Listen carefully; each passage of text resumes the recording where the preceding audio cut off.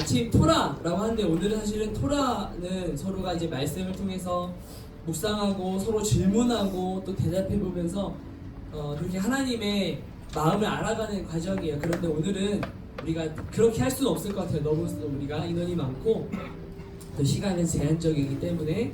그래서 묵상하는 말씀, 우리가 앞으로 여러분들이 가정에서 묵상할 말씀을 가지고 전반적인 흐름과 그런 내용을 여러분들과 나누고자 합니다. 근데 그 전에 우리 다 같이 한번 찬양하고 있으면 좋겠어요.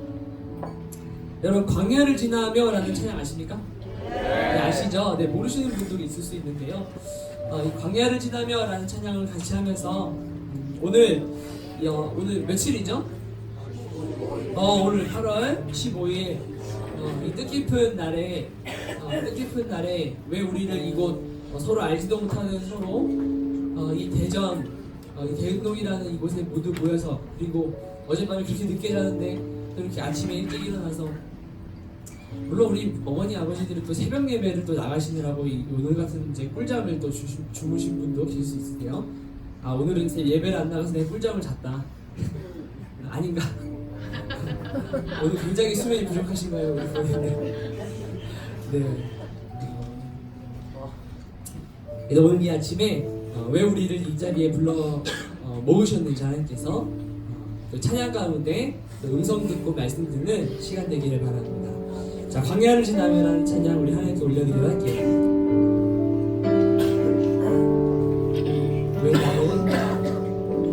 왜 나를 깊은 어둠 속에 홀로 두시는지, 어두운 밤을 왜 그리 길었는지, 나를 고독하게 나를 낮아지게 세상 어디도 기댈 곳이 없게 하셨네.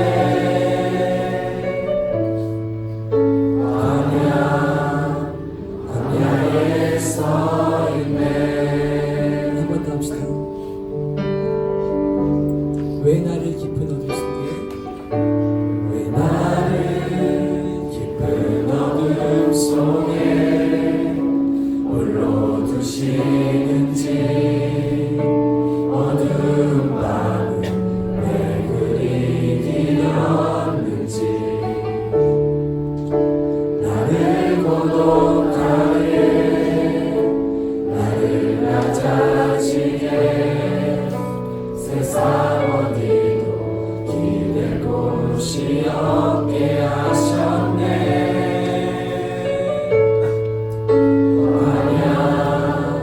광야에 서 있네.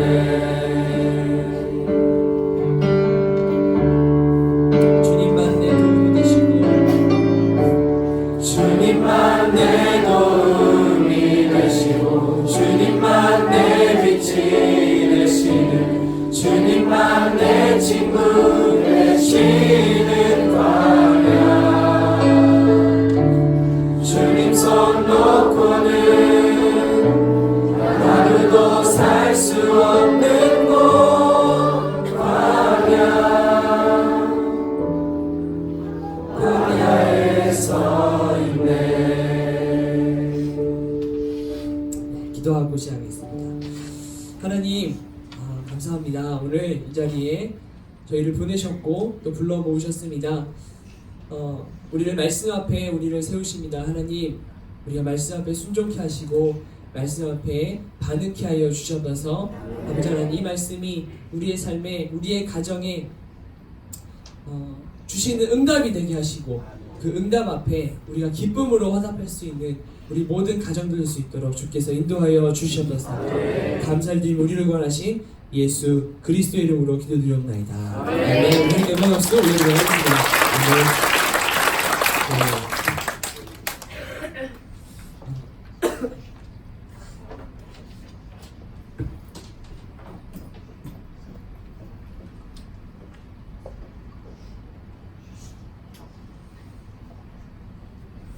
네, 오늘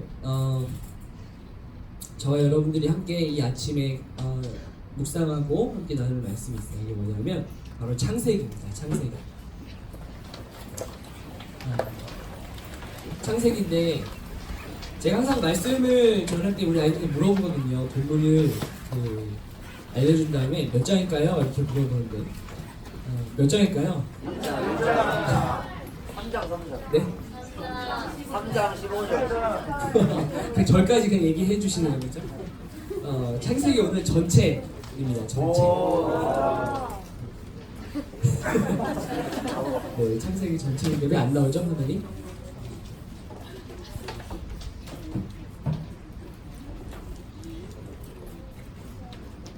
빔이 꺼져 있나요 혹시? 아, 빔 이제 안 쓰는데.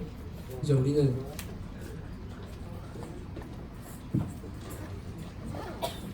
자, 정수는 신호가 잡혀서 들어오는데 여기는 신호가 없음이라고.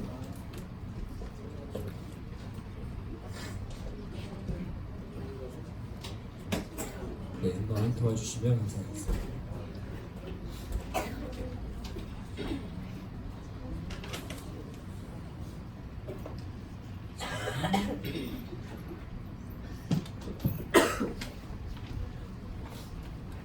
네.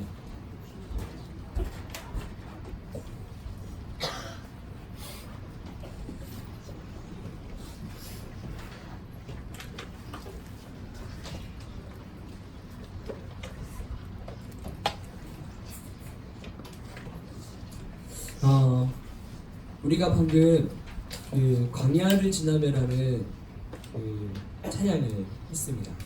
광야를 지나며라는 찬양을 했는데 이 창세기에는요, 창세기에는 이 광야에 서 있었던 또 우리와 여러분들 지금 광야를 지나며라는 찬양을 하면서 마치 가사가 지금 나의 삶의 모습과 참 많이 좀 비슷한 것 같고 동일한 것 같고 좀 그런 마음으로 이 찬양을 하신 분도 계실 거고 이런 분도 계실 것 같아요.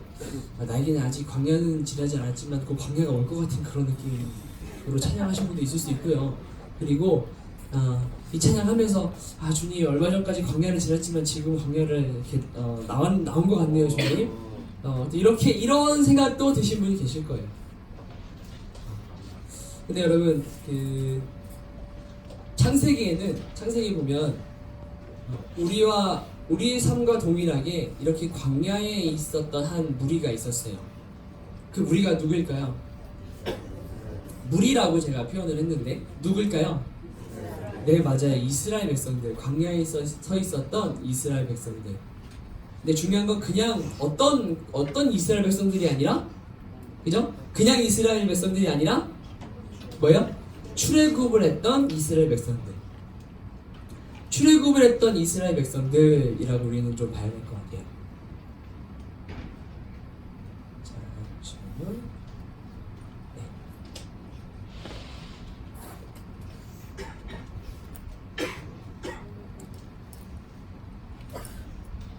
자, 이게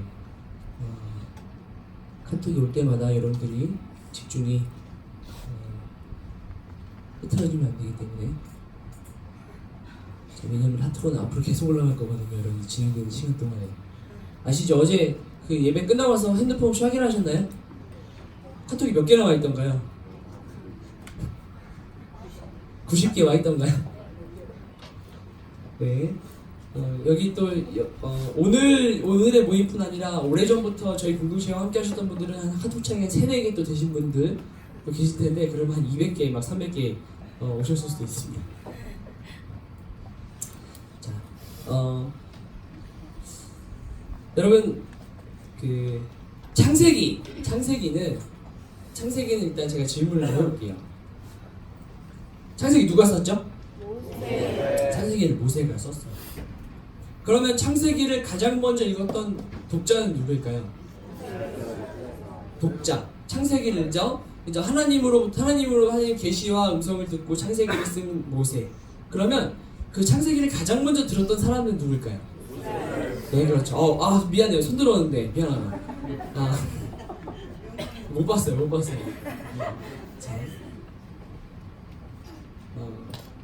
네, 창세기는 성경의 모든 기초라고 보시면 될 것 같아요. 여러분 보세요. 여러분 하나님께서 우리에게 구약에 있는 성경, 신약에 있는 성경 즉 말씀을 우리에게 주셨는데 그 말씀이 이스라엘 백성들에게 주신 것뿐 아니라 오늘날 바로 우리에게도 여러분들에게도 말씀을 주셨다는 것을 여러분 우리 모두는 다 믿고 있을 겁니다. 아멘이시죠? 네, 그럼 동일하게 여러분들 앞에 놓여있는 성경 안에 놓여있는 이 창세기라는 말씀도 바로 나에게 주시는 말씀이라고 여러분 생각을 한다면 지금 우리가 무엇을 대입해야 되냐면 내가 지금 광야에 서 있는 이스라엘 백성이겠구나. 그러면 지금 광야에 서 있는 이스라엘 백성에게 하셨던 말씀이라면 동일하게 지금 나에게도 그 말씀을 하시는 거구나 라는 것을 우리가 놓치면 안 됩니다. 여러분 우리가 창세기를 이해를 하지 못하면 사실 성경 전체를 이해하지 못해요. 왜 그러냐면 우리는 이 IM 성교에서는 말씀을 가르칠 때 세 가지의 크게 큰 단락을 이야기합니다. 첫 번째는 복음, 그리고 제자, 그리고 소명. 이 세 가지의 세 가지를 말씀을 가르치는 그 틀 기초로 두고 있어요. 그 중에서 바로 이 복음이라는 거에는 세 가지의 관점이 있는데 여기 앞에 나와 있어요. 여기 현수막에 있지만 잘 안 보이시죠? 이 복음스쿨이라고 하는 이 복음에는 세 가지 관점으로 공부를 합니다. 우리 아이들은 첫 번째는 구속사적인 관점으로, 그리고 두 번째는 하나님 나라 관점으로, 그리고 세 번째는 언약 관점으로 이 말씀을 공부를 해요.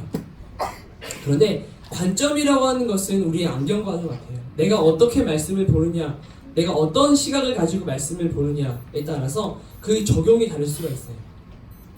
예를 들어서 내가 내 삶의 어떤 윤리나 어떤 도덕적인 행위 그리고 신앙생활을 하면서 나의 태도에 대해서 관점이 맞춰져 있다면 우리가 요셉이라는 장을 묵상을 하면서 요셉이라는 장을 묵상을 한 뒤에 어떤 적용점을 세우게 될까요? 요셉처럼 하나님을 떠나지 말아야겠다. 나에게 어렵고 힘든 상황이 오더라도 하나님을 떠나지 않고 믿음으로 그 상황이 해결되기를 기다리고 나를 극복해 줄 수 있는 하나님의 능력을 믿으며 이 상황을 타개해 나가야겠다라는 어떤 그런 적용적으로 매길 수가 있어요. 근데 여러분 우리가 중요한 건 뭐냐면 말씀을 비춰볼 때 가장 첫 번째 중요한 것은 바로 구속사적인 관점이에요. 자, 왜 구속사적인 관점이 우리가 너무너무 중요한지, 그게 왜 중요한지를 오늘 이 창세기를 통해서 이렇게 나눠보려고 합니다. 왜냐하면 이 창세기가 바로 말씀의 시작이었거든요. 아멘이시죠? 네, 말씀의 시작이었습니다. 한번 볼게요. 여러분 창세기인데 창세기는 크게 여러분 창세기는 몇 장으로 되어 있을까요? 1장부터? 네, 모두 잘 알고 계시네요. 50장까지 되어 있어요. 1장부터 50장까지 있는데 이 1장부터 50장까지 되어 있는 창세기를 두 부류로, 두 단락으로 나눌 수가 있어요. 첫 번째는 1장부터 11장까지, 그리고 두 번째 단락으로는 나머지 12장부터 50장까지의 단락으로 나눠질 수가 있어요. 이 두 부분에서 1장부터 11장까지 그리고 2장부터 50장까지 각 주제가 있고 하나님께서 이스라엘 백성들에게, 그 출애굽을 했던 이스라엘 백성들에게 하시고자 하셨던 바로 메시지가 있어요. 그것이 뭐냐면 1장부터 11장까지는 크게 네 가지 사건을 이야기하고 있습니다. 뭐냐면 창조, 타락, 홍수, 바벨탑이에요. 이거 외우기 너무 쉽죠? 다시 한번 읽어볼까요? 시작! 창조, 타락, 홍수, 바벨탑. 네, 창조, 타락, 홍수, 바벨탑. 그리고 12장부터 50장까지는 아브라함, 이삭, 야곱, 요셉. 4명의 사람으로 이렇게 나누어져 있어요. 4명의 사람으로. 그래서 우리가 창세기를 이해하기 위해서는 4명의 족장 이렇게 되어주는데, 창세기를 이해하기 위해서 첫 번째 저자가 누구인가? 저자가 누구라고 했죠? 모세. 네, 모세예요. 그리고 도대체 창세기를 기록해 하신 목적은 무엇인가? 하나님의 목적은 무엇인가? 라는 점이에요.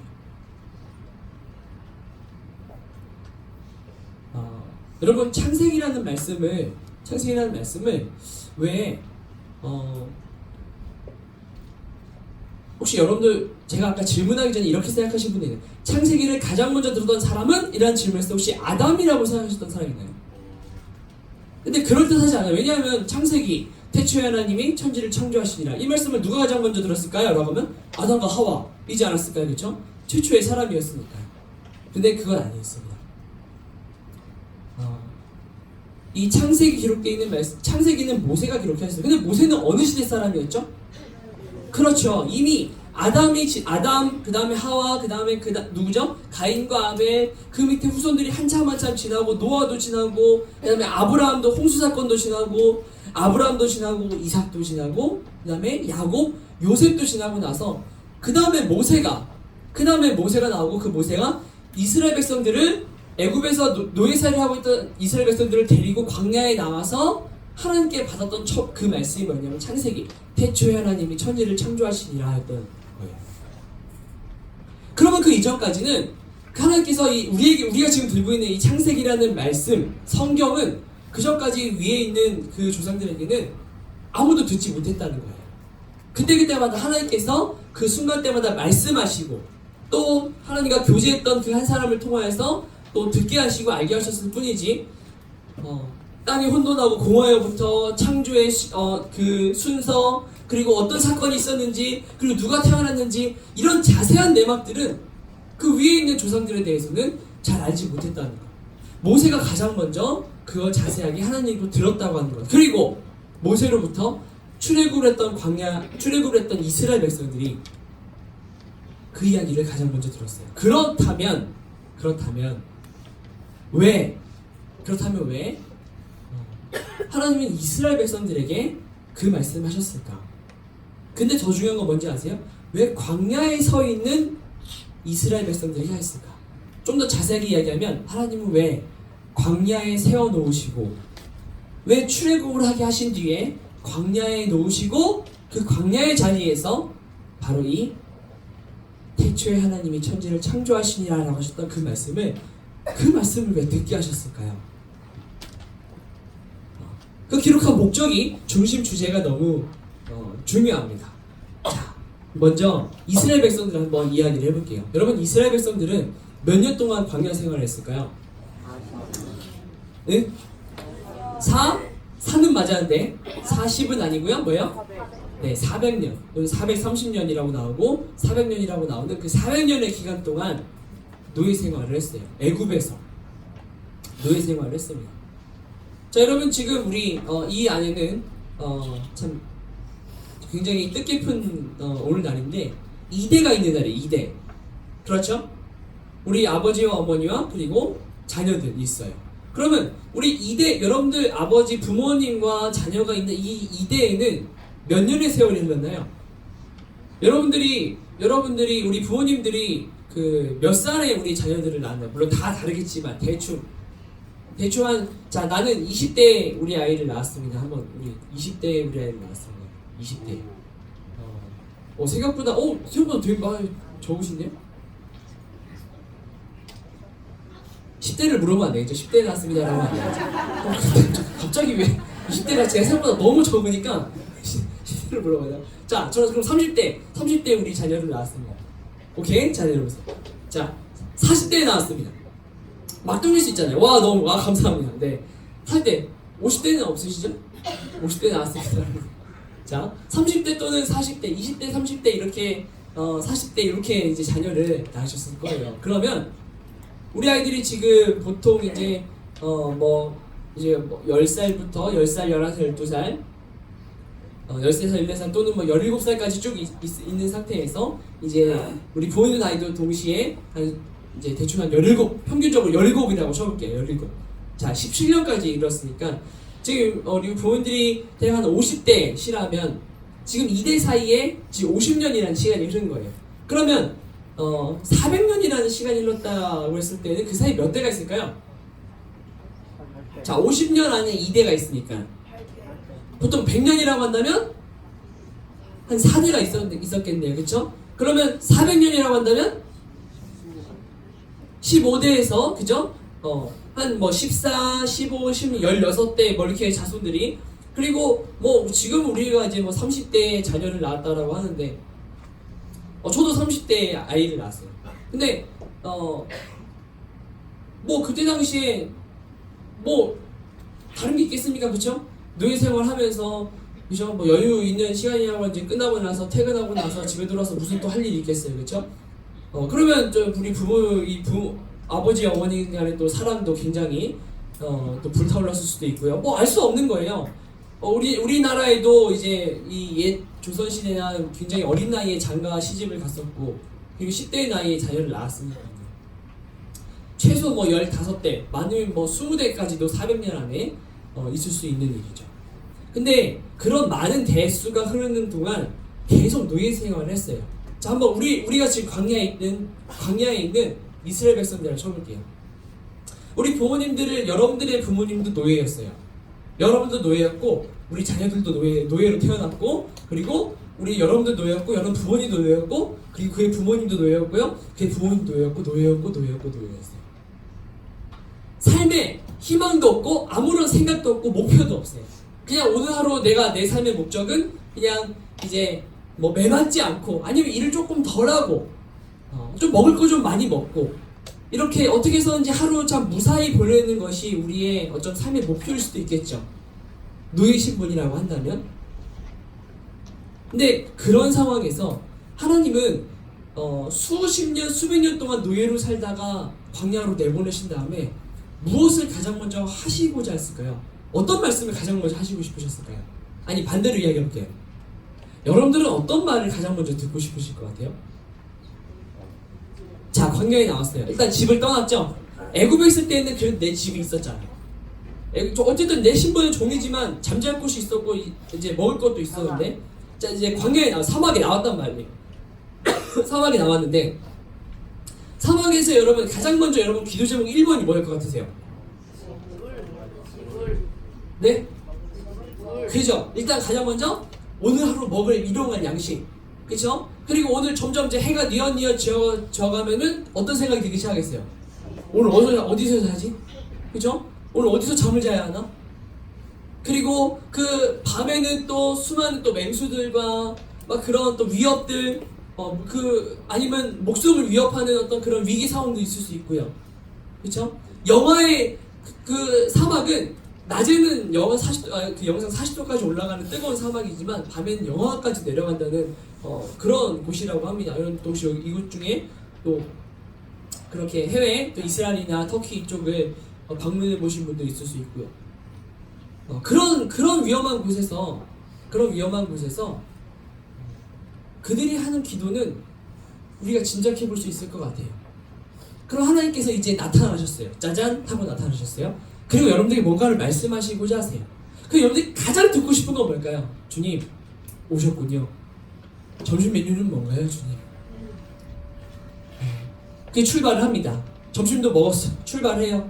걸어서 주님, 햇볕이 너무 뜨거운데 구름을 좀 가려주시죠. 저녁에 좀 추위가 오기 시작하는데 좀 불기둥으로 좀 따뜻하게 해주시면 어떨까요, 주님? 우리의 기도 제목은 당장 오늘 하루 내가 그리고 나의 자녀가 안전하고 좀 평안하게 생활할 수 있는 그것이 우리의 기도 제목일 것 같아요. 그런데 하나님께서 가장 먼저 하셨던 말씀이 뭐였냐면, 여러분들에게, 사막에 있는 우리에게 가장 먼저 하신 말씀은 바로 태초에 하나님이 천지를 창조하시니라라는 말씀이었어요.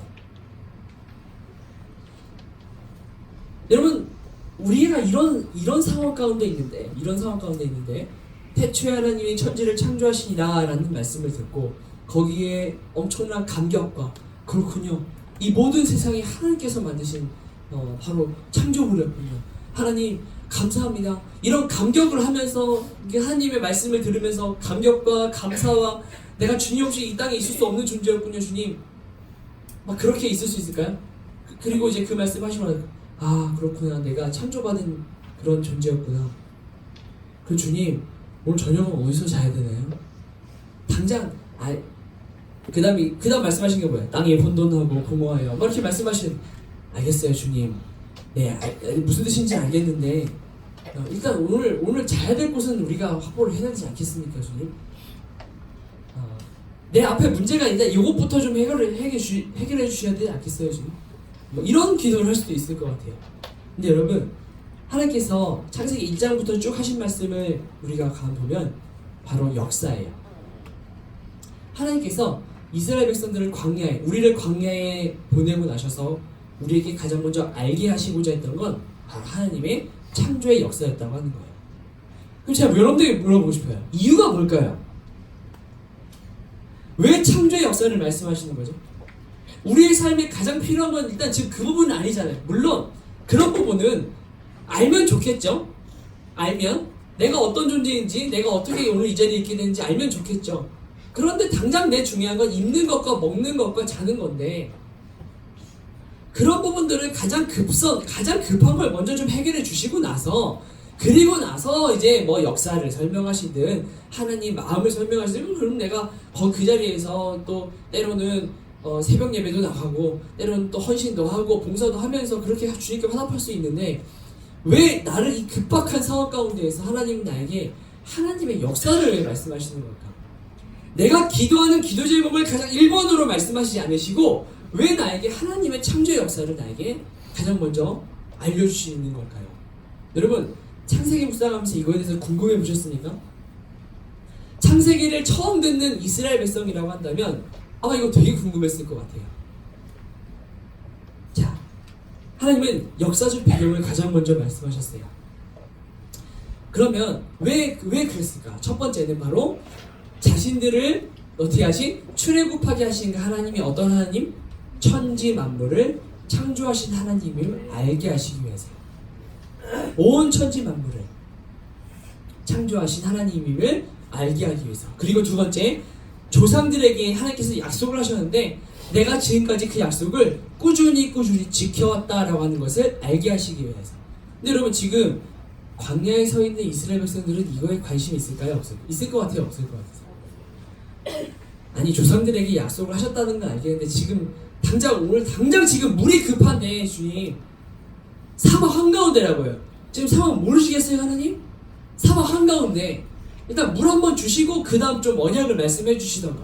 자, 그리고 또요, 결국 우리가 누구인지 자신의 정체성, 그들의 정체성을 알게 하시기 위해서 하나님은 하나님의 역사를 말씀하세요. 근데 여러분 잘 들어보세요. 이 세 가지는 지금 마찬가지 이스라엘 지금 광야 한가운데 서 있는 이스라엘 백성들에게는 당장 급한 것이 아니에요. 너무너무 지금 긴급한 기도의 응답이 아니에요. 혹시 여러분들은 어떠세요? 여러분들은 어떠십니까?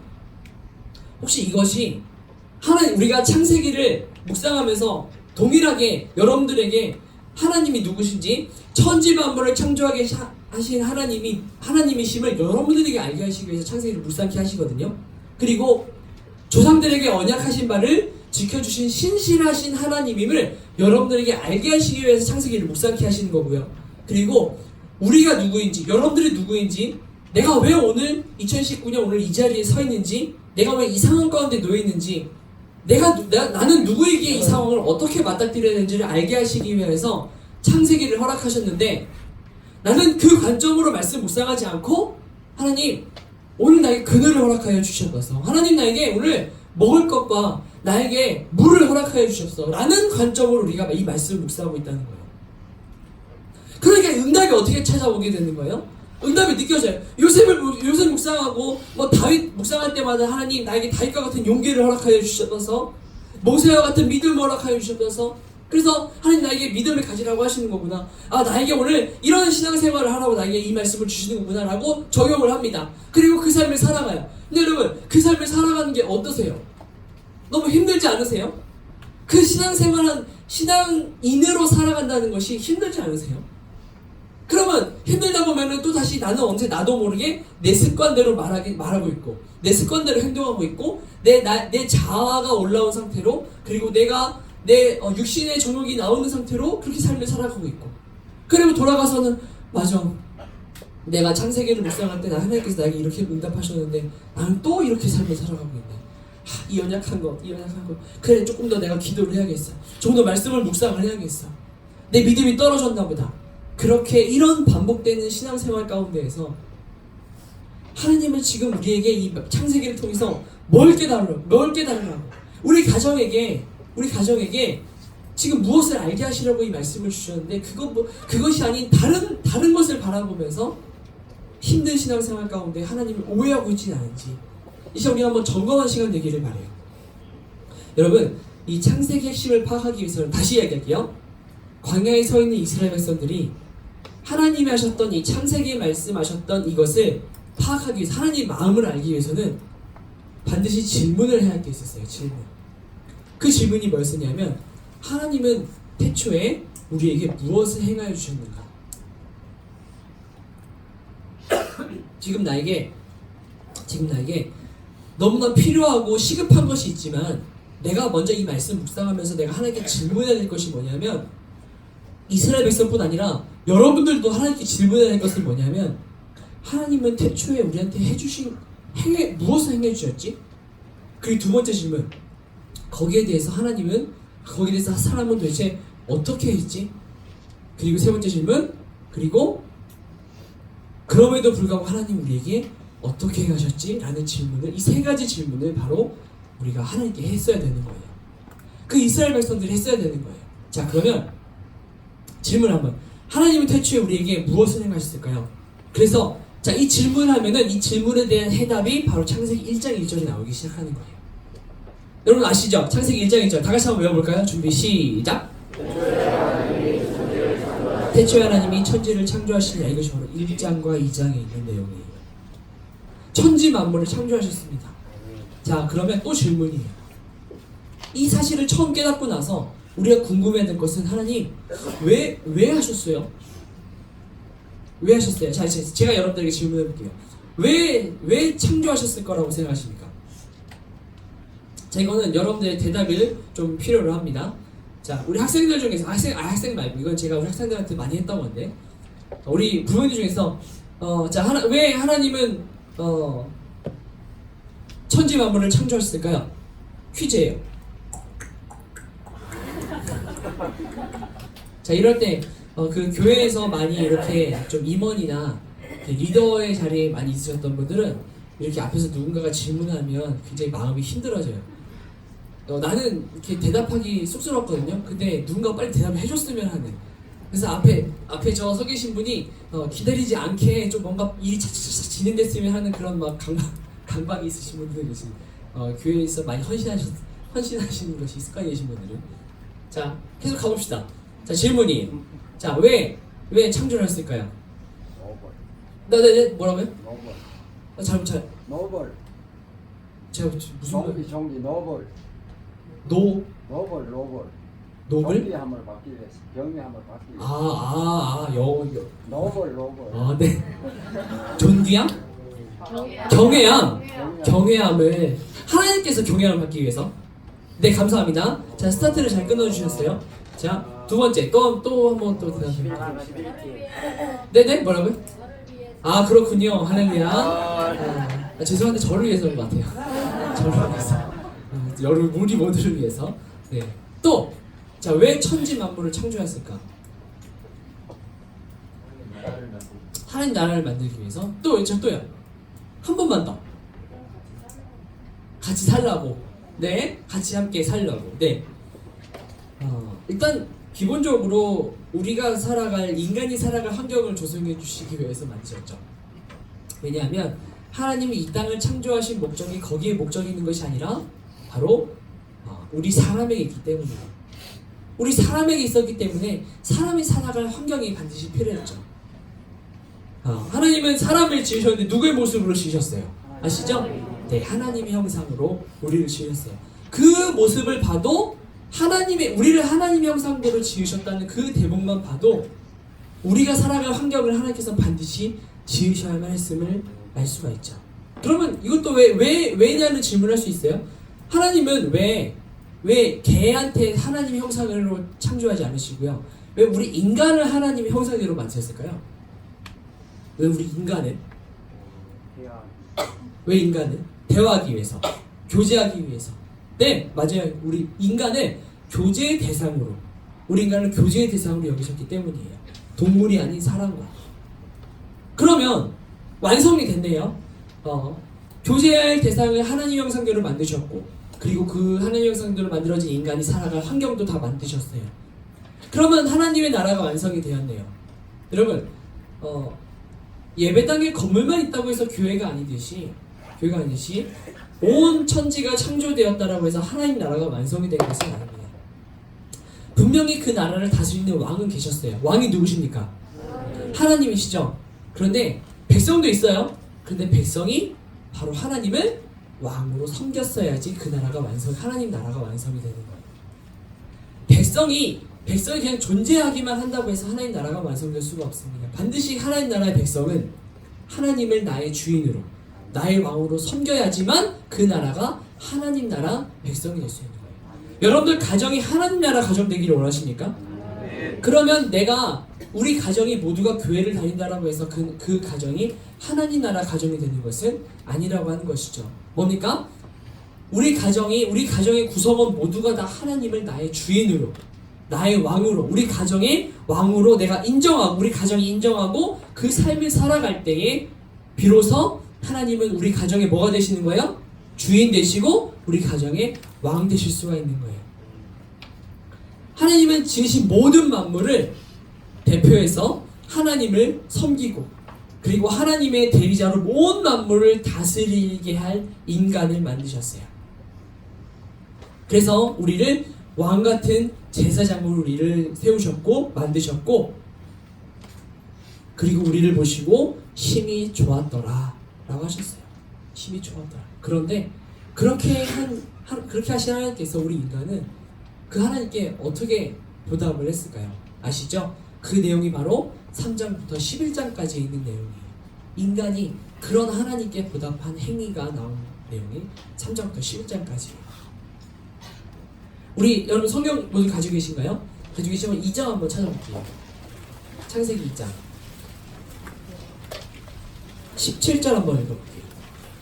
창세기 2장 17절. 없으면 옆 사람 같이, 옆에 있는 사람들 같이 한번 보시고, 자, 2장 17절 다 같이 한번 읽어볼게요. 준비 시작.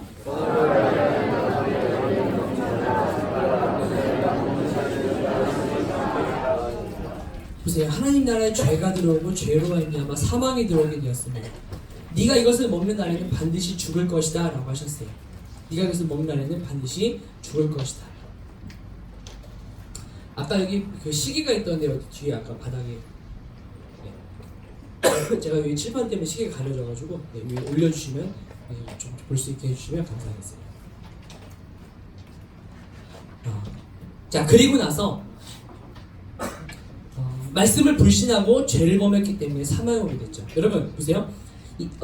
죄를 지었다. 태초 인간이 죄를 지었다 라고 하는 이것을 말씀에서는, 호세아에서는 이렇게 이야기를 해요. 호세아 6장에서는 그들은 아담처럼 언약을 어기고 거기서 나를 반역하느라.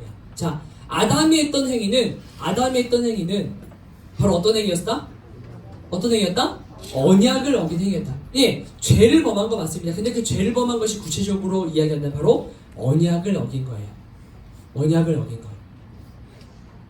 왜 언약을 어긴 것이라고 이야기했을까요? 여러분, 하나님과 인간과의 관계는, 하나님과 우리와의 관계는 바로 언약의 관계입니다. 언약의 관계예요. 언약의 관계는 뭘까요? 언약의 관계. 쉽게 얘기하면 이거예요. 언약을 믿는 믿음의 관계라는 뜻이에요. 우리는 하나님께서 우리에게 하신 약속, 우리에게 하신 언약을 믿는 믿음의 관계. 우리가 하나님과의 믿음의 관계입니다. 우리가 믿음 생활을 합니다라고 하는 그 믿음은 바로 주여 이것을 나에게 허락해 줄 줄 믿습니다라는 믿음이 아니에요. 그냥 하나님 나에게 이 상황을 극복하게 하는 믿음을 주를 믿습니다라는 그 믿음을 이야기하는 것이 아니라 하나님께서 나에게 하신 그 언약을 믿는 믿음을 이야기하는 것입니다. 할렐루야. 그 믿음의 관계예요. 즉 언약 자체가 없으면 그럼 뭐도 성립되지 않는 거예요? 믿음의 관계도 성립되지가 않는 거예요. 결국에는 먹지 말라라고 하는 것, 이 명령은 바로 하나님 나라의 법이었고 하나님과 우리와 했던 언약, 약속이었어요. 그렇게 선악과를 먹은 그 행위, 먹었다 안 먹었다 그 행위 이전에 우리가 받을 것은 뭐냐면 바로 하나님의 말씀, 그 언약을 믿고 있었느냐 믿고 있지 않았느냐를 우리는 우선시돼야 되는, 그 믿음이 가장 먼저 우선시돼야 되는 것이죠. 그런데 그들은 결국 어떻게 했습니까? 하나님의 언약을 믿지 않았고 누구의 말을 믿었어요? 사탄의 말을 믿었어요. 그래서 하나님을 배신했어요. 그래서 왕같은 제사장으로 지음받은 우리는 결국 하나님을 배신해서 우리는 뭐가 되었습니까? 백성이 아니라 노예, 사망의 노예가 되었고, 그리고 어떻게 됐죠? 그 하나님 나라는 파괴가 되어져 버린 거예요. 즉 한 사람으로 말미암아 침입한 죄가 온 세상에 가득하게 돼서 이제 결국 홍수 심판을 유발하게 됐고, 그 홍수 심판 이후에도 사람들은 어떻게 했어요? 바벨탑을 쌓는 그런 반역을 하게 돼서 인간은 뭐예요? 하나님의 사랑에 대한 아주 배은망덕한 보답으로 하나님을 대했던 것이죠. 여기서 세 번째 질문. 그럼에도 불구하고 하나님 우리에게 어떻게 행하셨는가? 어떻게 행하셨는가요? 이것이 바로 창세기 3장 15절에 기록되어 있는 말씀이에요. 그리고 이 내용은 이제 12장부터 50장까지 있는 내용이 되는 것이고, 그 기초가 시작이 바로 창세기 3장 15절로부터 시작이 되었다는 것이에요. 다 같이 한번 읽어볼까요? 창세기 3장 15절. 자, 준비. 자, 시작.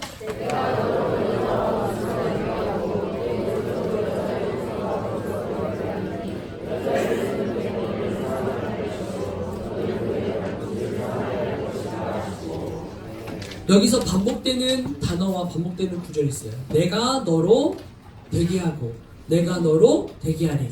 기술 뭐예요? 내가 할 것이니, 내가 할 것이니, 내가 할 것이니 라는 구조로 되어졌어요.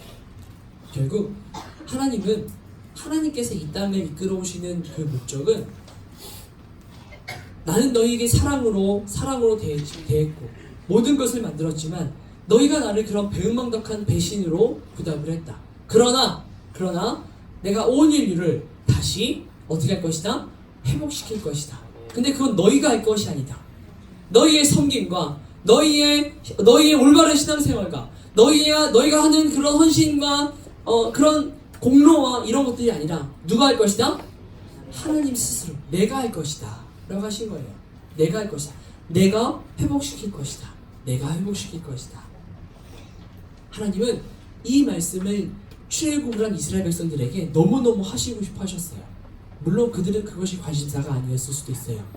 그런데 하나님은 그것을 알려주고 싶어 하셨어요. 그 이야기는 무슨 시대일까요? 그것이, 이 말씀이 여러분들에게 지금 당장의 관심사가 아닐 수 있을지라도 하나님은 지금 여러분들에게 이것을 가장 먼저 알려주고 싶으시다는 거예요. 그러면 바꿔 말하면 이것은 하나님께서 우리 가정에 주시는 응답이다. 말씀이다. 그러면 이것이 내가 바라는 응답이 아닐지라도 하나님께서 나에게 이 창세기를 우리 가정 가운데 주신다면 이 말씀을 통해서 하나님이 우리 가정에게 하시고자 하는 말씀이 있는 것이구나를 우리는 깨달을 수가 있는 것이죠. 내가 할 것이다. 여러분, 그래서 성경은 문제에 대한 해답인 거예요. 문제는 항상 누가 일으킵니까? 누가 일으켜요? 네, 사람이 일으키죠. 여기서 우리가 아담이라고 하는 순간 저는 제 3자가 될 수 있어요. 네, 우리 거기에다 우리를 포함시키는. 네, 문제는 항상 사람이 일으킵니다. 그런데 해답은 누가 주시는 거예요? 하나님이 주시는 거예요. 근데 여러분, 문제에 대한 해답은 하나님이 주신다라는 말씀을 들을 때 어떤 이미지가 그려지세요? 그 문제가 혹시 여러분들 상황 가운데 있는 문제로 여겨지십니까?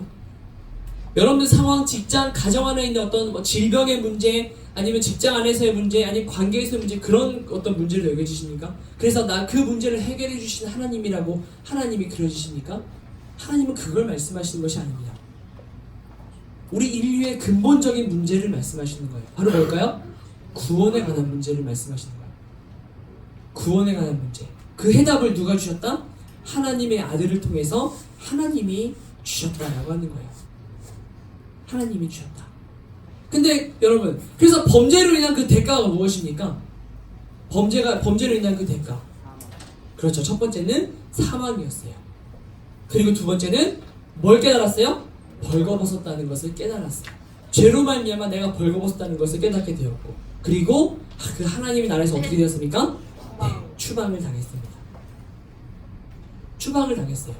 여러분, 이것이 아담의 후예, 즉 우리가 풀어야 될 해답이 숙제예요. 숙제.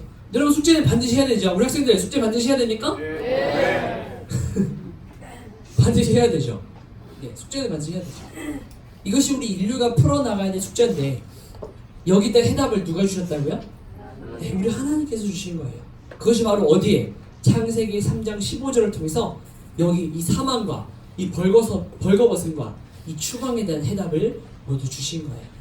그래서 이 원복음, 그래서 여기에 대한 해답이 바로 원복음이다라고 이야기합니다. 태초의 복음, 최초의 복음이라고 해서 원복음이라고 이야기해요. 우리가 복음이라고 하면 예수 그리스도의 오심과 그의 고난과 그의 죽으심과 그의 부활과 승천하심, 그리고 그것을 믿는 믿음, 그것이 우리에게 복음이다라는 것을 알고 있어요. 그래서 우리가 복음하면 가장 먼저 예수님을 떠오르는데, 사실 그 복음에 대한 것은 기쁜 소식, 구원에 대한 소식은 이미 창세기 때 하나님께서 먼저 말씀하셨던 거예요.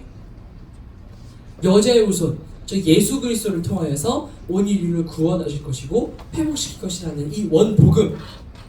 그래서 이 원복음은 세 마디로 이루어져 있습니다. 첫 번째, 크게 인류는 뭐다? 여자의 후손과 뱀의 후손으로 나눠질 것이다. 자, 이것은 뭘 의미해요? 여자의 후손과 뱀의 후손, 즉 구원받을 백성과 구원받지 못할 백성으로 나누어질 것이다 라는 뜻이 되는 거예요. 그리고 뭡니까? 그 두 사이에는 적대감이 있을 거예요. 즉 어떤 사이? 원수의 사이가 될 것이고, 그리고 마지막 훗날 어떻게 될 것이다? 여자의 후손이 승리할 것이다, 반드시 승리할 것이다 라고 하는 내용이에요. 창세기 3장 15절은 크게 세 가지로 나눠본다면 바로 이겁니다. 인류는 여자의 후손과 뱀의 후손, 그리고 그 사이에는 바로 원수 사이가 될 것이고, 그리고 훗날 여자의 후손이 승리하게 될 것이다라는 이 세 가지. 지금 이 사망 선고를 누가 받았냐면 사탄이 받은 거예요. 사실은 여러분, 지금 우리가 창세기 3장 15절을 읽었는데 이건 누가 하신 말씀이에요? 하나님이 하신 말씀이거든요. 누구에게 하신 말씀일까요? 사탄에게 하신 말씀이에요. 자세히 읽어보세요. 그 전에 지금 뭐예요? 너는 배로 기어다니게 될 것이고 흙을 먹게 될 것이고 하신 다음에 하신 말씀이 뭐예요? 바로 이 말씀을 하신 거예요. 이것은 결국 사탄에게 하신 사망 선고예요. 그런데 동시에 사망 선고이자 가만히 아담이 그 내용을, 사탄에게 한 그 사망 선고를 가만히 들어보니 누구에게 하신 말씀이 되는 거예요? 나한테 하신 말씀이에요. 하나님이 사탄에게 이야기하는 거예요. 너는 저주를 받아서 너는 배로 기어다니게 될 것이고 그리고 흙을 먹게 될 것이야. 그리고 너는 여자의 후손과 원수가 될 것인데 여자의 후손이 너의 머리를 상하게 할 거야 라고 이야기하는 거예요. 그럼 사탄은 그 이야기를 때 여자의 후손으로 말미암아 내가 죽을 것이라는 걸 이제 사탄은 들었어요. 내가 영원한 사망에 이르게 될 것이라는 걸 사탄은 선고를 받은 거예요. 그런데 옆에 있던 아담, 같이 옆에서 이제 잘못했으니까 옆에서 이제 그 다음 이제 잘 혼나야 되잖아요. 처음에 사탄이 혼나고 그 다음 아담 혼나야 되는데 이제 기다리고 있는데 가만 들어보니까 여자의 후손을 통해서 근데 지금 여자는 내 옆에 있는 누구예요? 그죠, 하와인 거예요. 이 여자가 내 여자인 거예요. 이 여자의 후손을 통해서 뭡니까? 사탄을 멸할 것이다 라고 하는 이 사망을 멸할 것이다 라고 하는 이 말씀을 들으면서 아담은 뭘 깨닫게 된 거예요?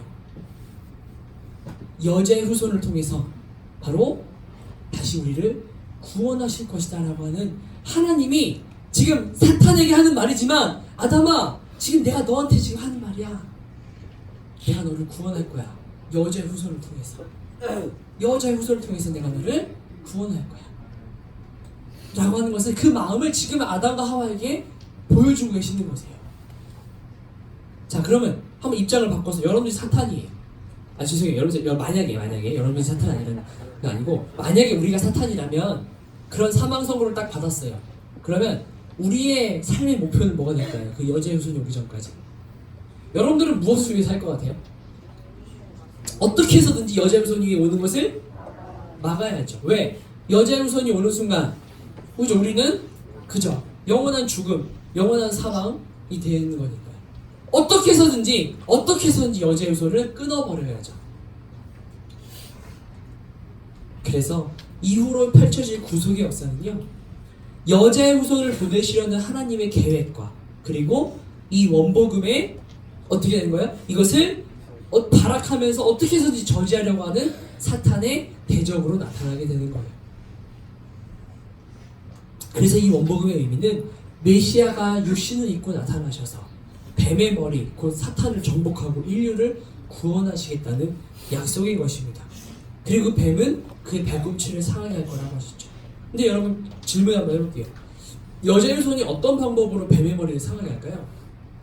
여자의 후손이 가다가 뱀이 지나가는 뱀을 확 밟아버리면서 밟고 한 번에 죽지 않으면 또 물릴 수도 있으니까 잠깐 뒤로 빠졌다가 막 이제 아파가지고 꿈틀꿈틀거릴 때 그때 다시 한번 다시 밟고 어떤 이런 방법으로 머리를 밟는 그런 건 아닐 거 아니에요, 그렇죠? 어떤 방법으로 뱀의 머리를 상하게 할까요? 라는 거예요. 이게 바로 히브리서에 기록되어 있어요. 다 같이 한번 읽어볼게요. 시작. 죽음을 통하여 죽음의 살을 잡은 자 곧 너희를 알리시오. 네. 죽으시고 다시 사심을 통해서 사단의 머리, 뱀의 머리를 상하게 할 것이다. 할렐루야. 네. 근데 그 방법이 뭐다? 죽음이라고 하는 거예요. 죽음. 그 방법밖에 없어요. 여러분, 우리가 이곳의 문을 나가기 위해서는 저 문을 통과해야 되죠. 이 장소를 나가기 위해서는 저 문을 통과해야 돼요. 원웨이예요. 방법이 하나밖에 없어요. 저 문이에요. 그래서 예수님께서는 뭐라고 말씀하신 거예요? 내가 길이요 진리요 생명이라고 하신 거예요. 내가 길이고 다른 곳이 길이 아니야. 얘들아, 다른 곳이 길이 아니야. 하지만 많은 사람들은 길이 여러 군데 있다라고 할 거야. 너만 길이냐? 나도 길이다. 너만은 너의 의견만 중요하냐? 우리 모두가 중요하다. 또 거기에 동조하고 있는 세상에 있는 많은 그리스도인들. 너만 진리냐? 어쩌면 그렇게 앞뒤가 깡막힌 말 이야기를 하고 있냐? 어떻게 기독교만 진리야? 어떻게 성경만 진리야? 라고 하면서 여러분, 이런 이야기하면 우리 친구들 앞에서, 여러분들의 친구들 앞에서 예수님만이 진리야, 다른 거에 진리가 없어, 여러분 이건 사실이죠. 그런데 이 말을 했다고 한번 해보세요. 친구들의 반응이 어떨 것 같으세요?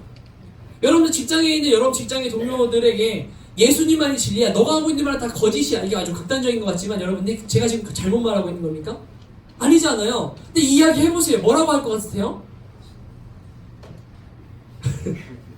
정말 아마 그래도 나를 너무 좋아해주고 나를 너무 사랑하는 사람이라면 싸우고 싶지 않아서 그런 얘기 하지마 나한테, 이런 얘기하면 우리 또 싸워야 돼 막 이런 얘기 하니까, 그죠?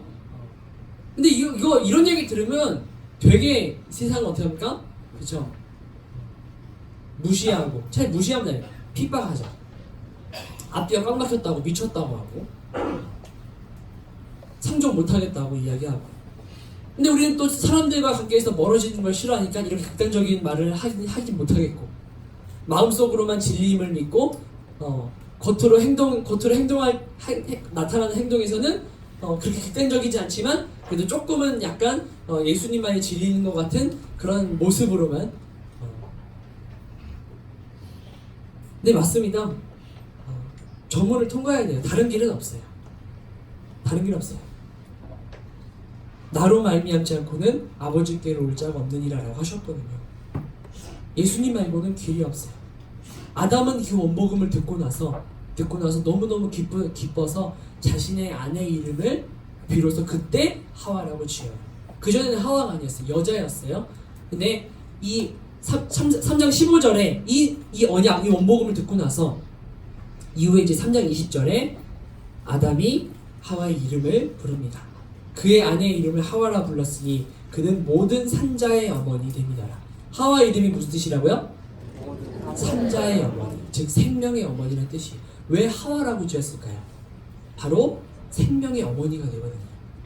생명의 어머니, 여자의 후손, 내 아내의 후손으로 말미암아 우리가 이제 지금은 사망에 있지만 우리가 이제 생명으로 옮겨질 것임을 그가 믿었다는 증거가 되는 거예요. 그가 하와라고 이름을 지었다라고 하는 것은 복음을 이해한 거예요. 근데 우리는 어떻게 했대요? 우리는 항상 아담과 하와, 그죠? 여러분, 아담이 하와라는 이름을 지었다는 거는 그가 뭘 깨닫는 거예요? 복음을 깨달았다는 것이고, 복음이 그에게 진짜 복음이 되어졌다는 뜻이 되는 거예요. 즉 복음을 믿었다는 뜻이에요. 당신은 하와입니다. 당신의 이름은 이제부터 생명의 어머니, 바로 산자의 어머니입니다 라고 불렀을 때 이 아담이 얼마나 기뻐했을지를 한번 상상해 보세요. 그리고 그 아담의 믿음이 누구에게로 이어졌어요? 가인과 아벨에게로 이어졌어요. 근데 여러분 아시죠? 가인이 어떻게 했습니까? 아벨을 죽이고 말았죠. 왜 그랬을 것 같으세요? 왜 죽였을까요? 여러분 아시죠? 가인이 왜 아벨을 죽였나요? 왜요? 그죠? 하나님이 내 제사를 받지 않았다라고 하는 거예요. 그런데 아벨은 어떻게 했어요? 하나님께서 아벨의 제사는 받으셨어요. 자, 왜 그럴까요? 어떻게 왜 예배, 우리가 여기서 다 같이 어제 저녁 예배를 드리고 우리가 예배를 드리는데 그 아벨의 예배를 받으시고 가인의 예배를 받지 않으셨다라고 하는 것은 이것도 동일하게 누군가의 예배를 받으시고 누군가의 예배를 받지 않으실 수도 있다는 뜻이 되는 거예요. 여러분, 우리가 하나님께 드리는 예배를 하나님께서 받지 않으셨으면 좋겠다고 생각하는 사람은 아무도 없을 것입니다. 하나님께서 받으셨으면 할 거예요. 그 바람이 있을 거예요. 근데 여러분, 하나님께서 예배를 받으셨다라고 하는 것은 뭘 의미하십니까? 뭘 의미할까요? 자, 우리가 하나님을 예배하러 나갈 때 우리는 하나님을 뭐 한다고 하죠? 만난다는 표현을 하죠. 우리는 하나님을 만나러 예배 드리러 갑니다.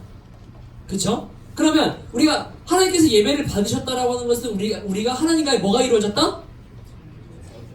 교제와 만남이 이루어졌다는 거예요. 근데 여러분, 우리는 죄인이잖아요. 우리 하나님과 만나면 어떻게 되죠? 우리는 죽음을 당해요. 왜냐하면 하나님은 그분은 거룩하시거든요.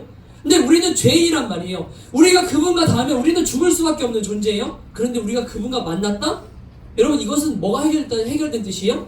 구원이 해결됐다는 뜻이 구원. 우리의 죄가 해결됐다는 뜻이 되는 거예요.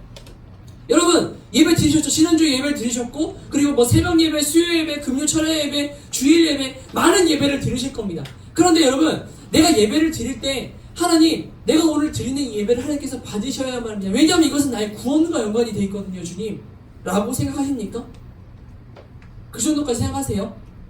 그래서 내가 토요일날 전날밤에 잘 누웠는데 내가 내일 예배를 드리러 가는데 주님께서 나의 예배를 받으셔야 되는데, 만약에 주님께서 내 예배를 받지 않으신다면 그것은 곧 내가 구원받지 못했음을 의미하는 건데 라고 생각하십니까?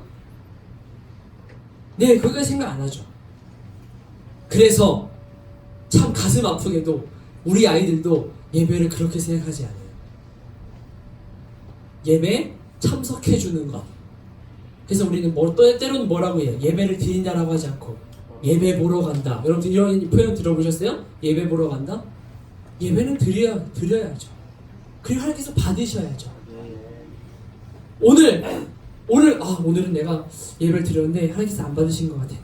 다음 주에 다시 한번 도전해보자. 요번 주 수요일날 한 번 더, 돌아오는 수요일날 한 번 더 기회가 있으니까 그때 다시 한번 드려보자. 수요일날 가서 주님, 오늘 다시 한번 예배를 오늘 별로 예배를 하나님께서 안 받으신 것 같은데 3일 뒤에 또 주일이 있으니까 주일 예배 때 다시 한번 도전해보자. 혹시 예배를 이렇게 생각하십니까, 여러분? 여러분, 예배는 우리의 구원과 연관이 되어 있는 거예요. 하나님께서 여러분들을 받으셨다라고 하는 것은 우리의 죄가 해결되었다는 뜻이 되는 거예요. 여러분, 반대로 그러면 이렇게 저는 그럼 하나님께서 예배를 받으시려면 우리의 죄가 해결돼야 하나님께서 우리의 죄를 받으실 수가 있는 것입니다. 그러면 우리의 죄가 해결이 되려면 어떻게 되는 것일까요? 우리가 바로 의의 옷을 입어요. 우리는 죄인된 몸 아니에요. 아까 우리가 사망과 벌거벗음이라는 결과를 얻게 되는데 우리가 의의 옷을 입어야, 의의 옷을 입어야만 입고 하나님께 나아가야 우리의 죽음의 문제가 하나님 앞에 해결이 될 수 있는 거예요. 비로소 하나님께서는 그 예배를 받으실 수가 있는 거예요. 하나님께서 아벨의 제사를 받으실 수가 있었던 것은 그가 어린 양의, 그가 첫 새끼 어린 양의 피로 말미암아 그가 의로움을 얻었기 때문이에요. 근데 여러분, 그것이 행위가 아니라 내가 예배를 드릴 때에 이 어린 양을 죽임으로 예배를 드렸다는 뜻은 그 아벨은 뭘 믿고 있었다는 뜻이에요? 하나님께서 창세기 3장 15절에 하셨던 여자의 후손, 즉 메시아로 말미암아 나의 죄가 해결될 것이라는 것에 대한 믿음이 있었고, 그 믿음에 대한 증거로 어린 양을 잡았고, 그리고 어린 양의 피로 말미암아 드린 하나님께 예배는 하나님께서 받으실 수가 있었던 거예요. 반대로 이야기하면 우리가 드린 예배를 받을 수가 있는 이유는 우리의 죄 대신에 누가? 바로 예수 그리스도가 죽으심으로 말미암아 우리가 드린 예배를 하나님께서 어떻게 할 수가 있다? 받으실 수가 있다는 거예요. 그럼 결국 우리가 드리는 예배는, 우리가 예배 드리기 전에 기도해야 되는 것은, 하나님, 우리가 보통 이렇게 생각해요. 일주일간의 삶을 살아오면서 뭔가 내가 이렇게 하나님께서 기뻐하시는 삶을 살지 않는 것 같아, 이번 한 주 동안은.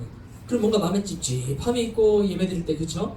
뭔가 그래서 예배 시간도 맨 앞에 가기 좀 꺼려지고 맨 뒤에 앉아가지고 이렇게 앉아있다가 주님, 제가 다시 한번 좀 일주일 동안 말씀 묵상하고 좀 기도 열심히 하면서 다시 한번 저를 좀 정화시켜서 다시 주님께 오겠습니다. 그리고 나서 뭔가 좀 이제 일주일 동안 열심히 막 선교도 하고요, 봉사도 하고요, 열심히 주를 위해 살고요. 때로는 또 직장에서 어떤 뭐 죄도 안 졌어요. 일터에서 정말 거룩한 삶을 살았던 것 같아. 그때 뭔가 하나님 앞에 주님, 저 지난주에 삶 저 보셨죠? 되게 당당하게. 그리고 찬양할 때도 두 손 높이 들고 찬양. 여러분 우리 아이들이 그래요. 우리 아이들이 예배를 드릴 때 내가 이런 삶을 살아오면 하나님께서 오늘 왠지 기쁘시게 받으실 것 같아 라는 마음으로 예배를 드리더라고요. 여러분 그게 아니라는 거. 하나님께서 아벨의 예배를 받으신 것은 그가 어떤 믿음이 있었기에 메시아를 통한 구원에 대한 그 원복음에 대한 믿음이 있었기에 그 예배를 받으신 것입니다. 결국 우리가 하나님께 드려지는 그 예배를 하나님께서 받으신다는 것은 뭡니까? 예수 그리스도. 여러분 이 찬양 아세요? 주의 보좌로 나아갈 때에 나 어떻게 나가야 할까? 나를 구원한 주의 십자가 그것을 믿으며 간. 우리가 주의 보좌로 예배하러 나아갈 때는 뭐예요? 십자가, 예수 그리스도의 십자가, 그것을 믿음으로 말미암아 우리가 예배를 드리러 나가. 내가 의의 옷을 입고 나에게 그 구원이 나에게 임할 수 있다는 것. 결국 예배는 여러분 예수 그리스도를 통한 예배가 아니고서는 그 예배는 받아들여질 수가 없다는 거예요. 하나님께. 여러분 이것을 이 내용을 누구에게 하고 있는 거예요 지금? 이스라엘 백성들에게 하시고 있다는 거예요. 왜요? 아직도 이것이 이스라엘 백성들에게 관계가 없을까요? 이제부터 이스라엘 백성들은 하나님 나라의 백성으로 뭐 하면서 살아야 됩니까? 하나님을 예배하는 예배자로 살아야 된단 말이에요. 그러기 위해서는 어떤 예배를 하나님께서 받으실 수 있는가에 대한 것을 하나님께서 알려주셔야 되잖아요. 그래서 창세기에 뭘 말씀하신 거예요? 가인과 아벨의 사건을 말씀하셨던 거예요. 누구에게? 출애굽을 한 이스라엘 백성들에게. 누구에게? 오늘 이 자리에 있는 우리에게. 뭐하라고? 뭐하라고? 깨닫고 뭐하라고? 여러분들의 자녀들에게 이것을 전수하라고요. 왜 이스라엘 백성들에게 그것을 말씀하셨을까요? 너희들만 잘 살고 너희들만 그 구원 얻으라고? 아니요. 왜냐하면 여러분 이 예배에 대한 것이 나에게 말씀이 응답이 되어지기 위해서 하나님 뭐부터 말씀하셔야 되는 거예요? 그 전에 죄를 말씀하셔야만 했던 거예요.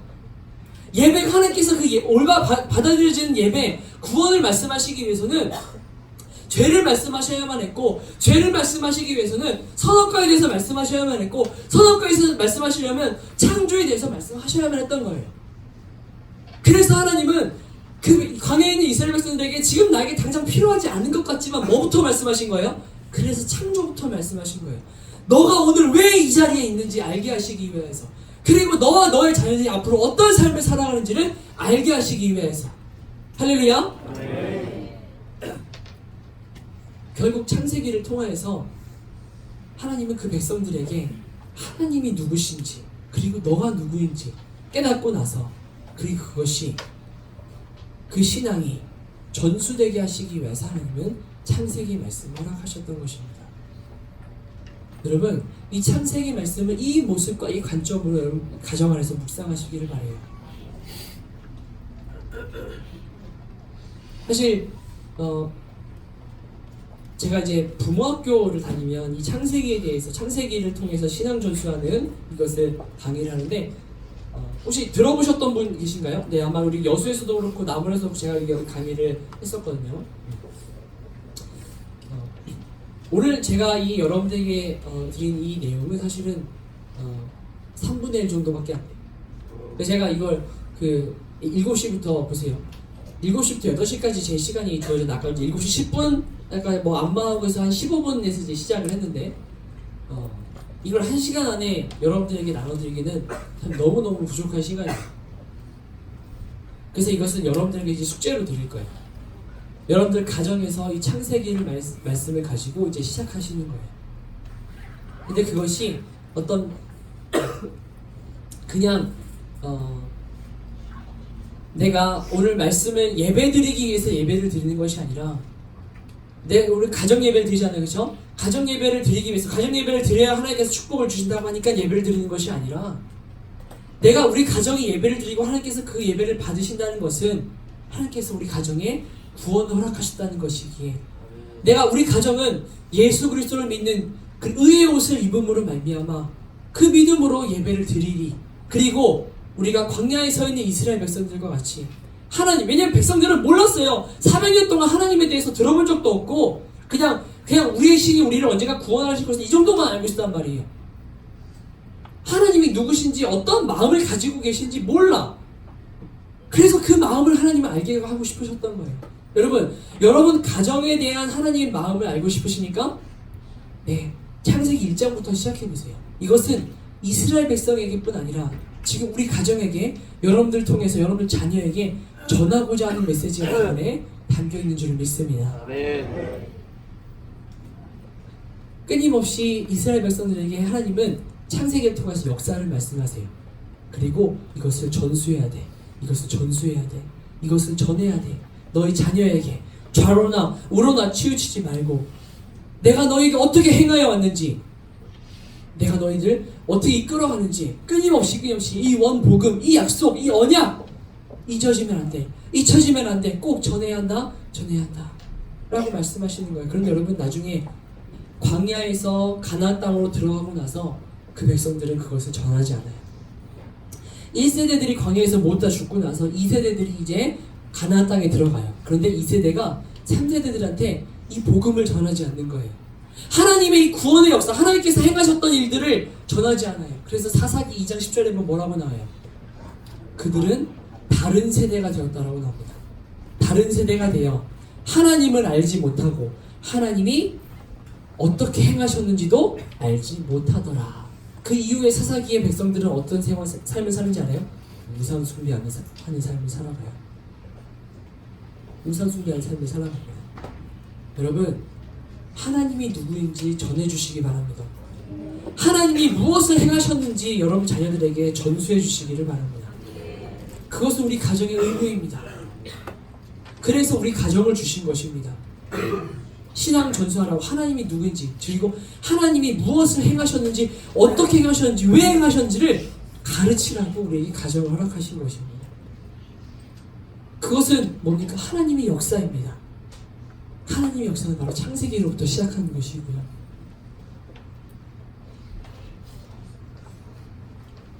우리 이 시간 다 같이 한번 찬양하고 마무리하도록 할게요. 아까 오셨던 광야를 지나며 있죠? 저는 하나님께서 여러분들 자녀들에게, 우리 아이들에게 이 광야의 시간을 주셨다고 생각해요. 왜요? 하나님을 알게 하시고 하나님이 누구인지 알게 하시기 위해서 여러분들 자녀를 이곳 학교에 보내셨다고 생각을 해요. 이곳 캠프에 보내셨다고 생각을 해요. 왜냐하면 왜 그랬을까? 왜 애굽 안에서도 하나님은 하나님에 대해서 말씀하실 수 있으셨잖아요. 그런 능력이 있으신 분이시잖아요. 그런데 왜 광야로 데리고 나오셔서 비로소 그때 하나님 말씀을 전하시기 시작한 것일까요? 저는 우리 아이들이 바로 그때라고 생각을 합니다. 우리 아이들이 함께 했던 그곳, 우리 아이들이 살아왔던 그곳을 떠나게 하셔서 하나님 없이는 살 수 없다는 것을 깨닫게 하시기 위해서, 하나님이 너의 주인임을, 내가 너의 주인이고 내가 너의 왕임을 알게 하시기 위해서 우리 아이들을 이 학교에 보내신 거라고 저는 생각을 해요. 그리고 우리 선교사님들은 그 마음을 가지고 있기에 우리 아이들이 이 광야에 나와 있을 때 어떻게 해서든지 하나님께서 하신 일과 하나님을 가르치기 위해서 우리의 선교사님들의 모든 삶을 다 우리 아이들에게 바친 거예요. 건 거예요. 왜냐하면 우리 아이들이 나중에 뭐가 될 거거든요? 엄마가 되고 아빠가 될 거거든요. 엄마가 되고 아빠가 될 거거든요. 가르쳐야 된단 말이에요. 그런데 힘들더라고요. 그런데 어렵더라고요. 왜요? 저희만 하니까요. 이것이 동일하게 교회에서, 학교에서, 그리고 마지막 한 군데가 있어요. 그게 어디일까요? 가정이거든요. 이 세 곳에서 우리 아이들은 끊임없이 하나님이 누구인지와 하나님이 행하셨던 일들을 배워야 되고 알아야 합니다. 그래서 여러분들에게 오늘 이 시간을 통해서 부탁드립니다. 하나님을 전해주십시오. 하나님께서 행하셨던 일들을 전해주십시오. 여러분, 여러분들의 지식을 전해주지 마세요. 여러분들이 신앙생활 해왔던 그 지식과 그 경험을 전해주시지 마세요. 부탁드려요. 말씀을 전해주세요. 말씀을 전해주십시오. 제가 지난 여수 한다서 할 때 어떤 부모님을 만났어요. 어떤 어머니를 만났어요. 그때 제가 이제 둘째 아기를 보느라고 유아실에 있었고, 클라라 선교사님은 이제 말씀을 전하고 있었어요. 밑에서 이제 전하고 있었는데, 그때 어머니가 잠깐 이제 여수에 몸이 좀 안 좋으셨는지 위에 이렇게 이제 쉬러 올라오셨다 이야기를 하기 시작했어요. 근데 그 어머니의 소망이 우리 아들이 좀 이제 말씀 안에서 신앙인으로 자랐으면 좋겠다고 이야기를 하시는 거예요. 신앙인으로 자랐으면 좋겠다고. 신앙을 갖고 살았으면 좋겠다고. 여러분도 동일하시죠? 여러분 자녀들이 신앙을 갖고 살아가기를 원하시죠?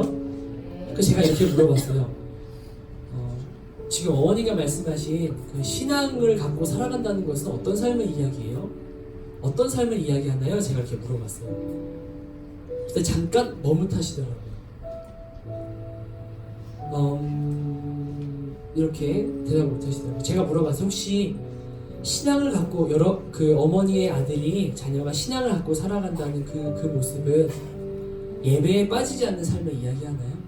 큰아들이 있대요. 큰아들이 있는데 큰아들은 대학을 갔대요.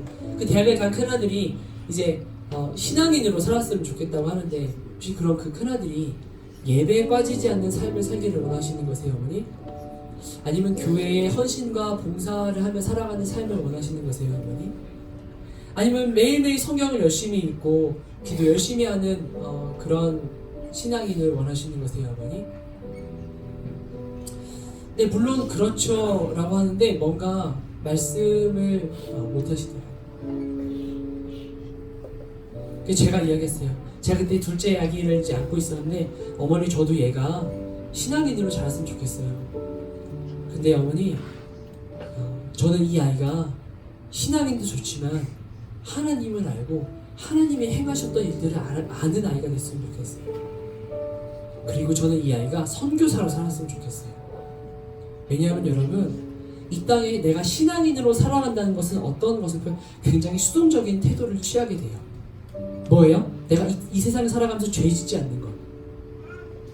죄 짓지 않는 것. 술 먹지 않고 담배 피지 않고 욕 안 하고 음란한 것 바라지 않고 돈 밝히지 않고 뭔가 하나님이 싫어하는 것을 하지 않는 것이 올바른 신앙인의 태도라고 여기는 거예요.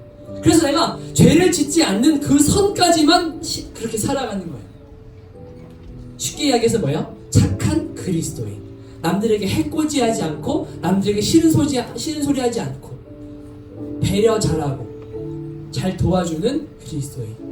여러분 신앙생활 해보시면서 알잖아요. 직장생활 해보시면서 알잖아요. 그 삶이 하나님께서 이 땅 가운데 자신의 아들을 죽이신 목적입니까? 그 목적이 전부입니까? 네, 물론 맞죠. 근데 그것이 전부는 아닌 거예요. 여러분, 이 세상은 전쟁입니다. 전쟁이에요. 이미 창세기 3장 15절에 말씀했어요. 이 땅은 여자의 후손과 뱀의 후손을 가지고 그 사이엔 뭐가 있을 것이다? 적대가, 원수가 해요. 여러분, 우리가 적과 싸우는데 여러분, 적에 대한 미움, 적에 대한 적대심이 없이 어떻게 싸울 수가 있어요? 두 나라가 전쟁을 합니다. 전쟁은 싸움을 하는데 상대방에 대한 미움과 증오심이 없이 어떻게 싸울 수가 있어요? 여러분, 우리나라 군인들이 지금 저도 군대 나왔지만 정말 위험한 게 뭔지 아세요? 위험한 거 뭔지 아세요? 군대에 끌려갔잖아요. 끌려가서 전쟁이 안 일어나면 좋겠지만 전쟁이 일어나면 나는 끌려갔으니까 어쩔 수 없이 전쟁하고 총으로 쏴야 되는 그런 이러한 마인드를 가진 군인이 어떻게 전쟁에서 이길 수 있냐라고 하는 거예요. 내가 반드시 적을 섬멸하리라. 반드시 내가 없애버리라. 이기리라. 왜? 내 마음 안에 적에 대한 분노와 내 마음에 적에 대한 적개심과 이런 것이 전투력을 상승시키고 이길 수 있는 거 아닙니까? 여러분, 우리가 사단에 대한 이 마음이 있어야 되는 거예요. 사단에 대한.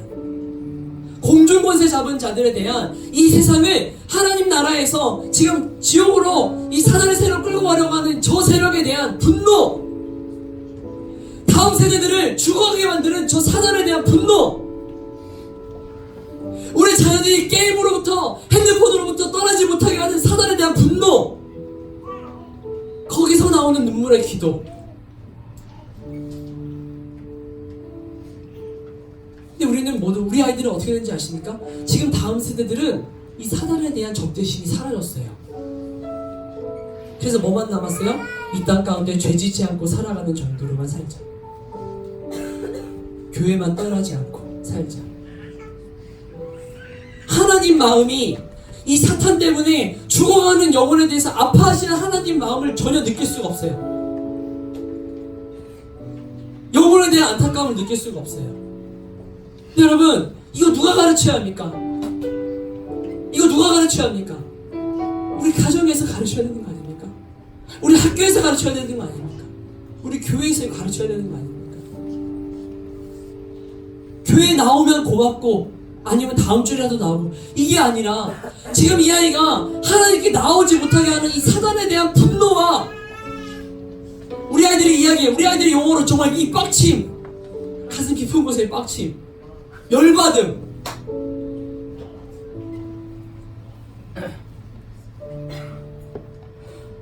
근데 자녀를 키우다 보면 자녀에 대한 빡침으로 자꾸 바뀌는데, 이게 이 아이들이 하는 말과 행동에 대해서 얘 때문에 자꾸 화가 나. 얘를 지금 쓰러뜨리려고 하는 사단에 대해서 화가 나. 얘 때문에 자꾸 화가 나는 거야. 여러분들, 이 마음이 어디서부터 시작할까요? 하나님의 마음을 아는 데서부터 우리는 이것이 시작되는 줄 믿습니다. 하나님의 마음을 알잖아요. 그 하나님의 사랑이 커지게 돼요. 하나님의 사랑이 커지잖아요. 그러면 하나님이 사랑하는 자녀들을 이 죽음의 세력을 끌고 가는 이 사단의 세력에 대한 분노가 올라오기 시작을 해요. 그럼 거기서부터 시작할 수가 있어요. 그래서 저는 그 어머니한테 이렇게 이야기했어요. 어머니, 자녀를 선교사로 키우셔야 합니다. 이 땅에는 거기에 대한 분노와 내가 영적인 전투 중에 있다는 것을 생각하지 못한다면 올바른 그리스도인, 그냥 뭡니까? 수동적이고 나 혼자 신앙생활 잘하면 살아가는, 여러분, 이렇게 살아가는 신앙이 얼마나 힘든지 아시잖아요.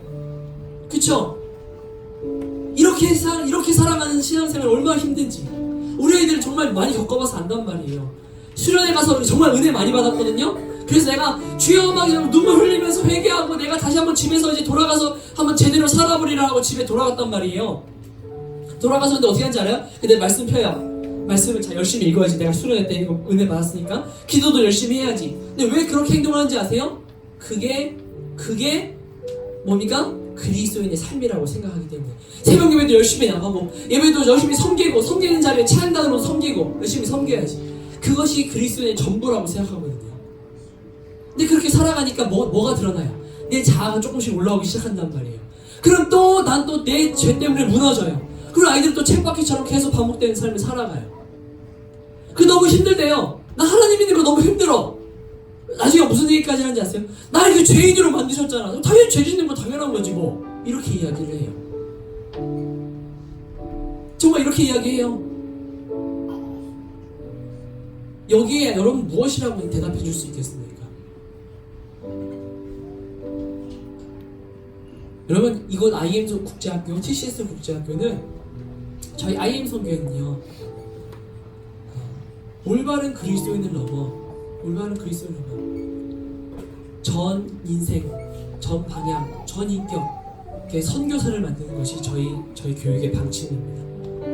왜냐하면 그래야 돼요. 그래야 이 세상 가운데에서 영적인 전투하며 살아갈 수가 있어요.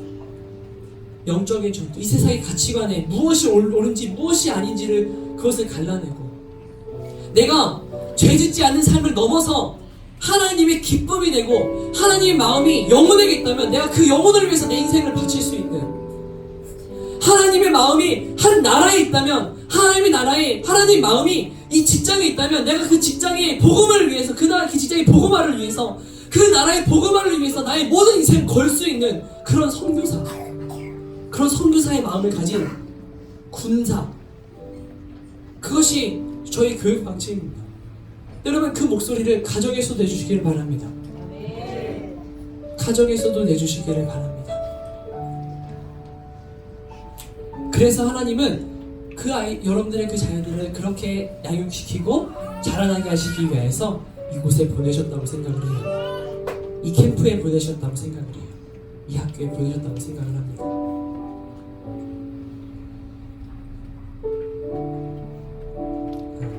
부모 캠프 너무너무 귀한 시간입니다. 여러분들의 그 귀한 시간들을 1박 2일이라는 시간을 내서 이것까지 오셨잖아요. 우리 오늘 이 말씀 앞에 섰고 이제 여러분들 가정이 반응할 차례입니다. 우리 다 같이 이 마지막 찬양 한번 하고요. 제가 기도하고 마치도록 하겠습니다. 왜 나를 깊은 어둠 속에 왜 나를 깊은 어둠 속에 홀로 두시는지 어두운 밤은 왜 그리 길었는지 나를 고독하게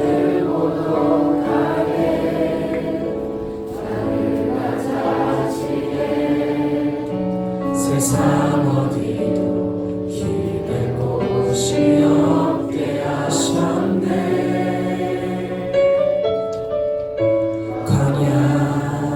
광야에 서 있네. 주님만 내 도움이 되시고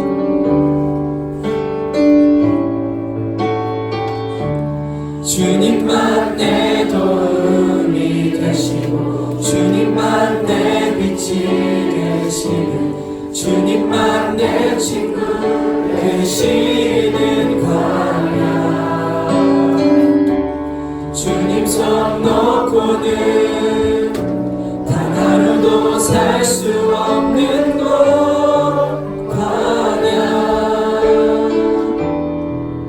광야에 서 있네. 자, 기도하고 마치겠습니다. 하나님, 우리를 이 광야 가운데, 우리 아이를 이 광야 가운데 불러주신 것은 주님께서 우리 가정을 사용하시죠. 주님께서 우리 아이를 사용하시죠. 그리고 우리를 더 정결케 하시고 나를 택하시고 나를 그곳에 보내신 줄을 믿습니다. 이 시간 가운데 우리의 자아와 우리의 생각과 우리의 지식이 우리의 살아왔던 철학들이 모두 깨지고 높아지랬던 모든 것도 깨지고 내 꿈도 깨지고 오직 주님의 뜻만이 이루어지는 그런 캠프, 그런 시간, 그런 가정들 되게 하여 주셔서 주님, 이제 우리가 말씀을 통하여서 이 창세기라는 말씀을 통하여서 하나님이 누구신지 그리고 하나님이 무엇을 행하셨는지를 알기를 소원합니다. 그리고 그것을 우리 자녀들에게 전수하기를 소원합니다. 하나님, 우리가 이 말씀을 알아갈 때에 나의 지식으로는 깨달을 수 없으니 성령께서 우리 가정을 조명하셔서 하나님의 그 놀라운 비밀과 놀라운 지식을 깨달아 할 수 있는 은혜를 성령으로 말미암아 허락하여 주시옵소서. 성령을 우리 아이들에게 허락하여 주시옵소서. 그래서 하나님 마음 아는 한 사람, 하나님 마음이 어디 있는지 아는 한 사람, 그 한 사람, 그런 선교사, 이 삶을 살아가는 그런 우리 모두가 될 수 있도록 주님께서 인도하여 주시옵소서. 감사를 드리며 우리를 구원하신 예수 그리스도의 이름으로 기도드리옵나이다. 아멘. 하나님께 영광의 소리를 이어겠습니다.